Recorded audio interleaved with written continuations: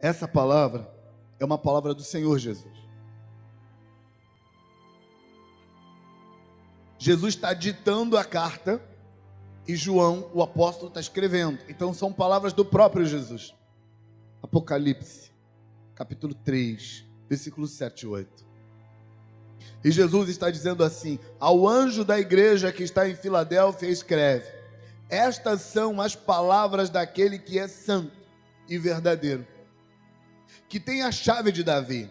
O que ele abre, ninguém pode fechar, e o que ele fecha, ninguém pode abrir. Eu conheço as suas obras, diz ele. Eis que coloquei diante de você uma porta aberta que ninguém pode fechar. Eu sei que você tem pouca força, mas você guardou a minha palavra e não negou o meu nome. Ele sabe. Você achou que ele não sabia, mas deixa eu te contar, ele sabe. Talvez você pensou que ele te escolheu, que ele te chamou, que ele te trouxe para perto, que ele te preferiu, porque ele não sabe, mas deixa eu te contar, ele está dizendo: eu sei que você tem pouca força. Quando Jesus escreve essa carta, ele está escrevendo para uma igreja, dentro de um contexto apocalíptico, onde tudo tem uma mensagem simbólica. Uma das interpretações mais comuns das 7 cartas do Apocalipse é que cada carta equivale a um tempo da igreja na terra. E nessa equivalência de cada carta, um tempo, as 2 últimas cartas seriam as 2 igrejas que estariam na terra no tempo do fim. Portanto, a igreja de Filadélfia, o texto que eu li foi para a igreja de Filadélfia, seria uma das igrejas na terra no tempo do fim.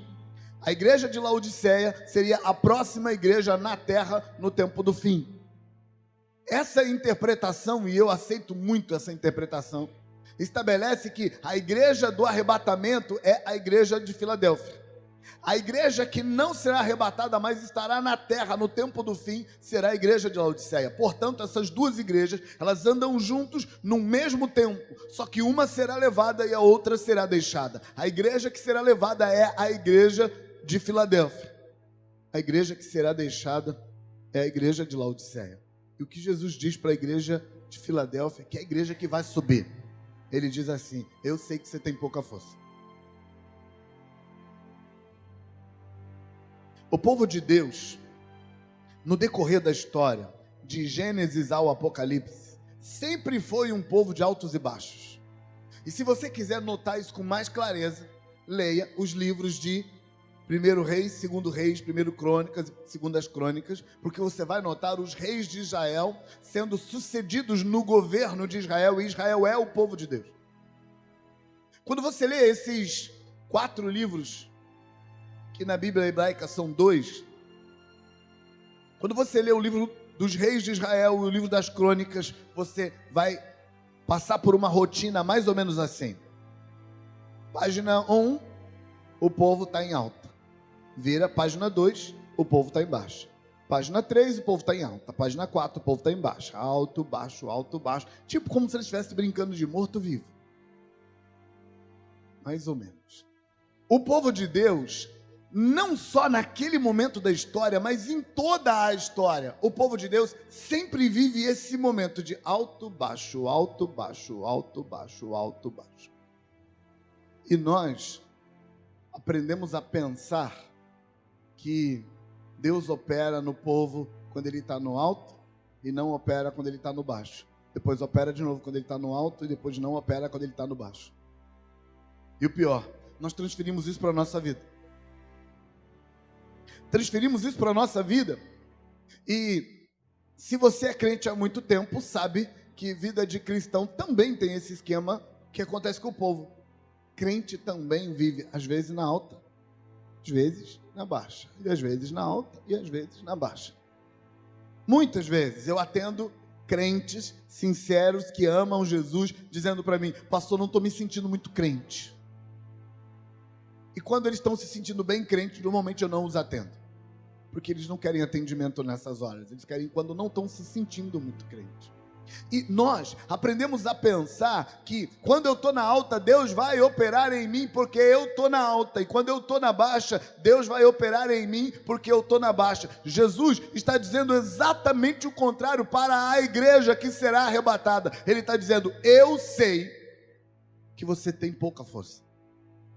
Em outras palavras, para aquela igreja, Jesus não está vindo na época da alta dele. Para aquela igreja, Jesus está vindo na baixa. E Jesus está falando para essa igreja que vai subir. Ele está dizendo, eu sei que você tem pouca força, mas você não negou a minha palavra, você não negou meu nome, então eu estou contigo. O que nós percebemos com essa igreja que vai subir é que a intervenção de Deus na vida da gente não depende da gente, depende dele. Olha a fala dele para esse povo. Olha como ele coloca as coisas. Ele diz, eis que coloquei diante de você uma porta aberta que ninguém pode fechar. Eu sei que você tem pouca força, mas fui eu que coloquei uma porta aberta diante de você. Se você estiver na alta, foi eu que coloquei a porta. Se você estiver na baixa, fui eu que coloquei a porta. Se você estiver no meio, fui eu que coloquei a porta. Não tem a ver com você, tem a ver comigo. Quando os meus filhotinhos eram pequenos, tipo 3, 4 anos, de vez em quando eles me perguntavam, por que você me ama, papai? E normalmente o que eles queriam saber era se eu estava disposto a dar um elogio. Eu te amo porque você é bonito. Eu te amo porque você é estudioso. Eu te amo porque você é obediente. Eu te amo porque você é esperto. Eu te amo porque você é dedicado. Eu te amo porque você passou nas provas da escola. Mas eu nunca respondi isso para eles. Todas as vezes que eles perguntavam, por que você me ama, papai? Eu respondia, porque eu sou o pai. Por isso, eu te amo. Deixa eu te contar uma coisa. Sabe por que Deus te ama? Porque Ele é o Pai. Não tem a ver com você. Você achou que Ele não sabia que você tem pouca força, mas Ele sabe, Ele está dizendo, eu sei que você tem pouca força. Sabe, quando nós enfrentamos os inimigos da vida, nós queremos arranjar um jeito de saber como é que a nossa vitória acontece. Eu me lembro de um episódio na vida de Jonatas, o filho de Saul. Jonatas, o filho de Saul, estava vivendo um momento de aperto, porque Saul reuniu todo o exército de Israel. Saul era o rei de Israel antes de Davi. O rei que veio antes de Davi foi Saul. E Saul tinha um filho chamado Jonatas. E Saul foi à guerra contra os filisteus, mas as coisas deram errado, e os soldados de Saul fugiram na presença do inimigo. Não dá para te explicar o que deu errado, porque a gente vai gastar muito tempo aqui, e eu não queria gastar muito tempo nessa história. Mas as coisas deram errado, e Saul não conseguiu vencer a batalha, e os soldados judeus, antes da guerra começar, os soldados judeus fugiram e se esconderam por ali. E Jonatas e seu escudeiro, só os dois. De milhares de soldados, Saul ficou com 600. Saiu Jonatas e o escudeiro dele ficou 598. E Jonatas e o escudeiro saíram e penetraram ali no meio do arraial filisteu. E Jonatas disse uma coisa que não sai do meu coração. Jonatas disse, vamos lá no meio daqueles incircuncisos, porque talvez Deus queira nos usar para dar a vitória para Israel, já que os outros soldados fugiram. E Jonatas disse, porque para o Senhor, tanto faz dar a vitória com muitos soldados ou com poucos soldados. Se Deus tiver muitos soldados, a vitória vem dele e não dos muitos soldados. Se Deus tem poucos soldados, a vitória vem dele e não dos poucos soldados. Por isso, muitas vezes, na história do povo de Israel, Deus deu a vitória usando muitos soldados. E muitas vezes, Deus deu a vitória usando poucos soldados. Porque Deus não queria que o povo pensasse que o segredo é ter muitos soldados, ou o segredo é ter poucos soldados. O segredo é o Senhor. Não tem a ver com você, tem a ver com Ele. Ele não te ama porque você fez por merecer o amor. Ele te ama porque Ele é assim mesmo. É dele amar você. É dele cuidar de você. É dele se importar com você. Está nele, não em você. E não importa o que você acha que fez para merecer. Para o Senhor, tanto faz vencer com muitos soldados ou vencer com poucos soldados. Sabe, tem duas histórias de vitória esmagadora na batalha do povo de Israel, e dois homens foram pivôs dessa batalha, só que um deles era muito covarde e o outro era muito corajoso. Por exemplo, esses dois exemplos são o exemplo de Gideão. Pensa num sujeito covarde, Gideão. Pensa num sujeito medroso, Gideão. Medroso. Não vou não, Senhor, vou não, não sou. Varão muito valoroso, vem cá que eu quero te usar. Valoroso não, Senhor, eu sou o pior da casa do meu pai. Nada de valoroso. Não, eu vou te enviar, meu filho, então me dá uma prova. Aí Deus dá a prova, não, eu quero outra prova. Deus dá outra prova, não, eu quero mais uma. Gideão, o covarde. Deus levanta Gideão e com 300 soldados, ele derrota milhares de soldados filisteus, completamente desarmado. Quer dizer, desarmado não, ele estava armado. Numa mão ele tinha uma tocha, na outra mão tinha um cântaro de barro. Aí, balançou a tocha, quebrou o cântaro e os inimigos se mataram entre eles. E ganhou a batalha. Simples assim. Porque eles venceram a batalha. Você deve estar pensando, porque Deus escolhe os covardes. É só arranjar gente covarde, então, que Deus vai operar.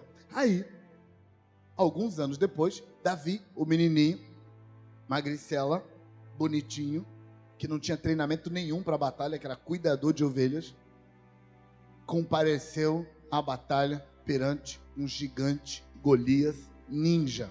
E quando eu falo ninja, eu quero trazer para sua mente a imagem do ninja dos filmes de TV que a gente assiste.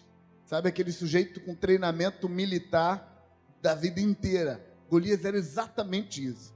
Golias nasceu com a espada na mão, foi treinado a vida inteira para guerrear. E, para piorar as coisas, ele estava bem armado e tinha quase 3 metros de altura. Pensa num ninja grande. Golias. Mas Davi é corajoso. A coragem de Davi beira a petulância. Sabe aquele menininho desarmado, nem armadura tinha, nem arma, nem espada tinha, desce para o vale de cabeça erguida e falando assim: hoje vou cortar a sua cabeça e vou dar para as aves do céu. O cara tem coragem, sabe? Tem sangue na veia. E aí ele roda a funda, dá uma pedrada, o gigante cai, ele pega a espada do gigante, porque ele não tinha espada, e cortou a cabeça do gigante e subiu do vale vitorioso, poderoso. E talvez você pense assim: a vitória veio para Davi porque ele era corajoso. Mas não tem explicação porque usou Gideão, que era covarde. Sabe, nós estamos sempre tentando entender por que Deus resolveu operar na vida da gente. Deixa eu te explicar uma coisa. Ele resolveu operar na vida da gente porque Ele pode, porque Ele quer. Adoro a fala de Jesus quando um leproso aparece na presença dele e o leproso comparece e diz: Jesus, se você quiser, eu sei que você pode me curar. Jesus respondeu simples e direto: eu quero, seja curado. Ponto. Deixa eu te contar uma coisa. Se você achava que estava faltando Deus querer para fazer uma intervenção na sua vida e na sua situação, não falta mais nada, porque Deus quer. Mas você precisa entender essa fala que Deus dá para a igreja que vai subir. Ele está dizendo assim: eu sei que você tem pouca força. E não, o segredo nunca esteve em você. O segredo sempre esteve em mim. O povo de Deus, no decorrer da história, às vezes ele tem altos, às vezes ele tem baixos. E às vezes você vê Deus socorrendo o povo na alta, e às vezes você vê Deus socorrendo o povo na baixa. Mas é sempre Deus quem socorre o povo. E na sua vida, às vezes Deus te socorre na alta, e às vezes Deus te socorre na baixa. Você vive altos e baixos. E a diferença é se você busca a Deus na alta e se você busca a Deus na baixa. E a baixa e a alta para você pode significar coisas diferentes. Mas na vida de todo mundo, às vezes, a gente tem momentos em que as coisas estão funcionando. E quando as coisas estão funcionando, a gente faz o quê? Se alegra, festeja, faz bagunça e aproveita a vida, porque está tudo bem. Às vezes a coisa cai, fica complicado, fica difícil. O que a gente faz? Chora, passa aperto, desabafa. Mas não importa se você está na fase da festa ou se você está na fase do choro. O que importa é Deus está na sua vida. Porque se tiver, Ele é o Deus que te faz vencer. Ele está dizendo: eu sei que você tem pouca força. E na vida de todo mundo tem alto e baixo. Não importa se você está no alto ou está no baixo. O que importa é trazer Deus para dentro.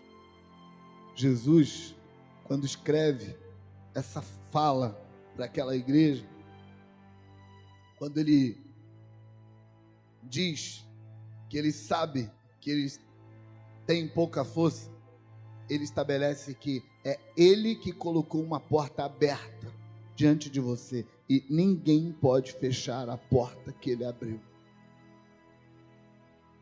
Mas sabe por que tem sido tão difícil para você entrar na porta? Porque você está esperando merecer entrar na porta. E sim, irmãos, tem muita gente que cresceu, que amadureceu, que melhorou, e nós olhamos para essas pessoas crescidas, amadurecidas, melhoradas, desenvolvidas espiritualmente, emocionalmente, socialmente, e nós dizemos que essas pessoas merecem a bênção de Deus. Mas deixa eu te contar.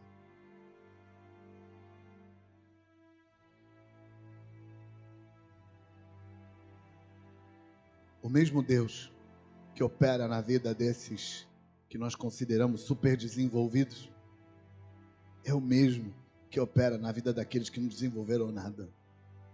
Não depende de você.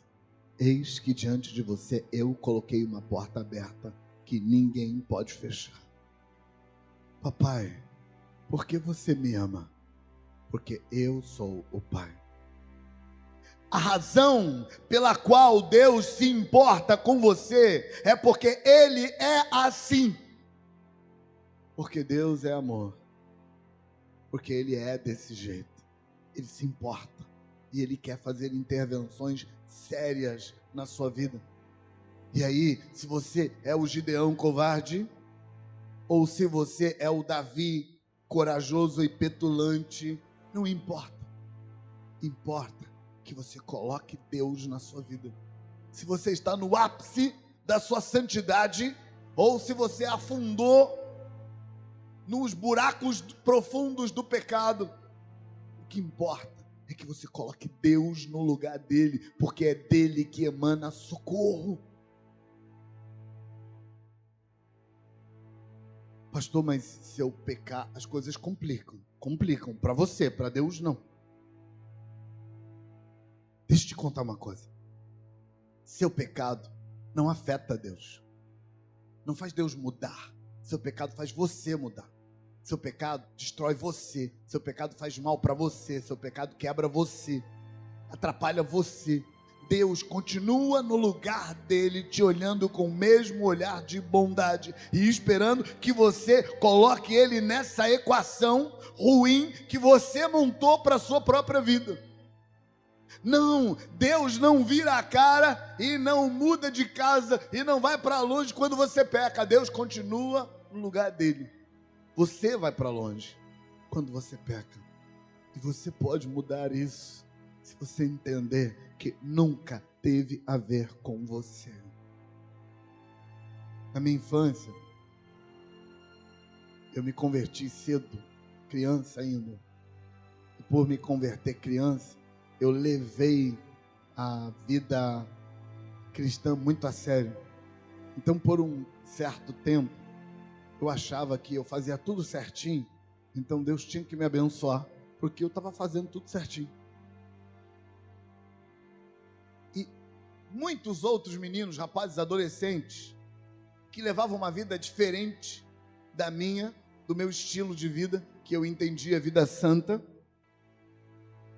estavam recebendo mais de Deus do que eu julgava que eu estava recebendo, e eu achava aquilo tão injusto, porque eu pensava, por que Deus está dando para eles e não está dando para mim? E no dia que eu recebi o que eu estava buscando de Deus, que todos eles tinham recebido antes de mim, no dia que Deus me entregou, foi o dia em que Deus me disse assim: onde abundou o pecado, superabundou a graça. Onde abundou o pecado, superabundou a graça. E aí eu fui pesquisar para entender o que significava abundou o pecado, superabundou a graça. E eu entendi Deus falando para mim. Quando o indivíduo afunda no pecado, e mesmo assim ele vem para Deus, ele vem com uma coisa certa na cabeça. Quando Deus operar na vida dele, não será porque ele merece, será por causa da graça. Quando Deus fizer algo na vida dele, não será porque ele é digno, será por causa da graça. E sim, quando eu comparo a minha vida e a vida daqueles garotos, daqueles adolescentes, e quando eu comparo os meus caminhos com os caminhos deles, de verdade, não quero o caminho deles. Eu não quero ir para onde eles foram. Eu não quero os resultados que eles obtiveram. Mas para Deus operar na minha vida e operar na vida deles é a mesma coisa, porque não depende nem de mim, que estava na perfeição absoluta, pelo menos era o que eu achava. Não estava, mas eu achava que estava. E nem depende deles, que na minha leitura estava no pecado, no afundamento absoluto. Não depende nem de mim, nem deles, depende de Deus. Eu coloquei uma porta aberta para você e ninguém pode fechar. E você não sabe que eu sei, mas eu sei que você tem pouca força. Quando Jesus se apresenta no texto, ele se apresenta como aquele que é santo. Ele não está dizendo que ele está negociando a santidade dele. Ele está dizendo que você entendeu tudo errado quando você achou que dependia de você. Sabe o que Deus fez por você? Para que não dependesse de você. Deus fez o absurdo de virar gente. Deus fez o absurdo de virar ser humano. E de verdade, você não tem a menor ideia do que significa o Todo-Poderoso, o Eterno, o Excelso, aquele que transcende. Você não tem ideia do que significa ele virar gente. Mas ele fez isso. O inimaginável aconteceu. Deus virou gente e habitou entre nós e morreu por sua causa. Ele fez o que era impossível ser feito. Paulo, escrevendo aos Romanos, diz: se ele fez isso, se Deus não poupou seu próprio filho, vai poupar o quê? Isso tudo para dizer para o povo que será arrebatado: não depende de você. Nunca dependeu. Nunca teve a ver com se você é covarde ou se você é corajoso. Nunca dependeu de você. Sempre dependeu dele. Porque isso é importante para você. Porque você, como Davi, você, como Gideão, você, como povo de Israel de várias épocas, você tem suas guerras e você tem seus altos e baixos. E não importa qual a fase que você está vivendo, você só tem um jeito, só um socorro, só uma solução para a sua vida: deixar Deus ser Deus para você. Pastor, mas eu pequei. Então deixa Deus ser Deus para você, pecador, cara de pau. Deixa Ele ser Deus. Deixa Ele te salvar disso. Pastor, meu problema não é pecado. Meu problema é que as coisas não estão andando, não estão funcionando. Então deixa Deus ser Deus aí. Põe Deus na sua equação. Não importa onde sua equação te levou, põe Deus nessa história. Porque nunca dependeu de você. Não, mas eu sou covarde, Deus não vai agir. Ele vai agir porque Deus age na vida dos covardes. Não, eu sou corajoso. Deus não vai agir porque você é corajoso. Ele vai agir porque Ele é Deus. Eu quero desafiar você a pegar a equação complicada da sua vida, a equação complicada do momento que você está vivendo na história. Pega essa equação complicada e coloca Deus ali. Mas pastor, a equação ficou tão complicada que não cabe Deus. Você não tem ideia de onde Deus cabe. Você não tem ideia de onde Deus cabe. Eu vou te falar de um lugar que você não imaginaria que Deus cabe. Deus virou gente, mas Ele não ficou satisfeito em virar gente. Sabe o que Ele fez? Depois que virou gente, Ele, na forma de gente, Ele desceu ao inferno. Tem um lugar pior do que o inferno? Tem. Ele desceu ao inferno. Ficou 3 dias preso lá no seu lugar. Então não venha me dizer que a sua situação não cabe Deus, que a sua equação complicou demais e Deus não cabe nela. Deus cabe em qualquer equação, porque Ele quer caber. E não depende de você, depende dele. Apenas ponha Deus nessa equação, chame Deus para te socorrer, peça ajuda dele, Ele vai intervir. Ele vai fazer milagre na sua vida. Ele vai mudar as coisas. Ele vai redirecionar. Ele vai fazer seus inimigos caírem na sua frente, porque para Ele tanto faz te dar a vitória com muitos ou com poucos, com covardes ou com espertos, com corajosos. Não importa. A única coisa que importa é: põe Deus nessa história.